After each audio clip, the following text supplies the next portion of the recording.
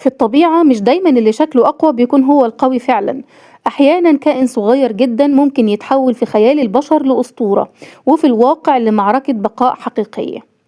في حلقتنا النهاردة من أسرار ما وراء الطبيعة على برين بايتس بودكاست هنتكلم عن كائن اسمه اتحط جنب النار وعاش قرون وهو رمز القوة، لكن دلوقتي مهدد إن هو يختفي. حلقتنا النهاردة عن سمندل النار. سمندل النار واحد من البرمائيات اللي بتعيش في الغابات الرطبة بأوروبا. جسمه أسود وعليه بقع صفراء أو برتقالي لونها فاقع جدا، والألوان دي مش صدفة ولا هي للزينة. سمندل النار جلده حساس جدا وبيعتمد عليه في التنفس وتنظيم السوائل والأملاح، يعني أي تهديد أو ضرر في الجلد هو تهديد مباشر لحياته. أما بالنسبة لسبب التسمية فهنا بتبدأ الأسطورة. زمان في أوروبا الناس كانت بتلاحظ حاجة غريبة، لما يرموا حطب فيه سمندل جوه النار السمندل يطلع فجأة من وسط اللهب، فالناس افتكرت إن ده كائن بيطلع من النار أو عايش فيه.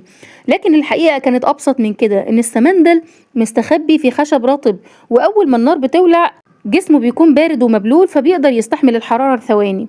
لكن الخيال البشري حول المشهد ده لحيوان نار أسطوري مرتبط بالقوة والتحمل والنار. لكن العلم كشف الحقيقة، سمندل النار مش مقاوم للنار، لكنه مقاوم نسبيا للجفاف والبرد، بيعتمد على بيئة متوازنة جدا عشان يعيش، وأي خلل في التوازن ده بيكون قاتل ليه. وهنا بتبدأ المعركة الحقيقية. في بيئته الطبيعية سمندل النار بيعتبر فريسة محتملة لعدد من الثعابين، وخصوصا اللي بتعيش في الغابات الرطبة وبتنشط بالليل. لكن لما ثعبان يحاول يهاجمه أو يبتلعه، السم اللي في جلد السمندل ممكن يسبب شلل مؤقت وتشنجات عصبية، وكمان في حالات نادرة ممكن يسبب موت الثعبان نفسه. وفي ملاحظات ميدانية حقيقية قالت إن الثعابين حاولت تبتلع سمندل النار وظهرت عليها أعراض عصبية عنيفة، وأحيانا بترجعه أو بتموت بسببه.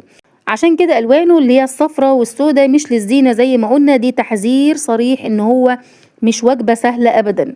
ومع الوقت بعض الثعابين اتعلمت تتجنبه أو تهاجمه بحذر شديد أو ما تهاجموش أصلا، وده مثال حي على سباق التسلح التطوري بين المفترس والفريسة.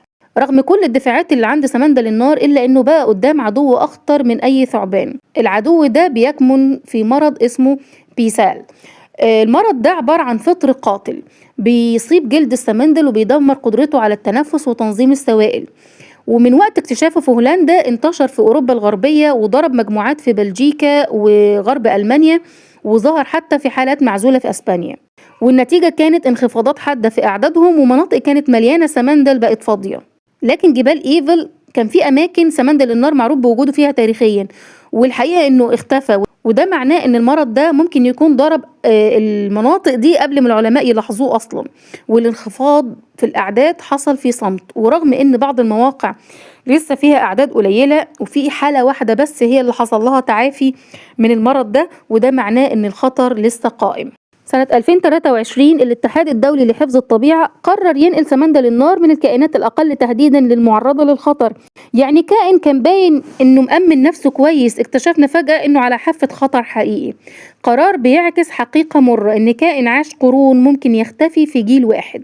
كائن جلده حساس جدا ومع ذلك بيعيش في بيئات قاسية، عنده ألوان تحميه وسموم بتدافع عنه وتوازن دقيق بين الحياة والموت. لكن ربنا سبحانه وتعالى خلق الكون بقوانين، أي خلل ليه تمن.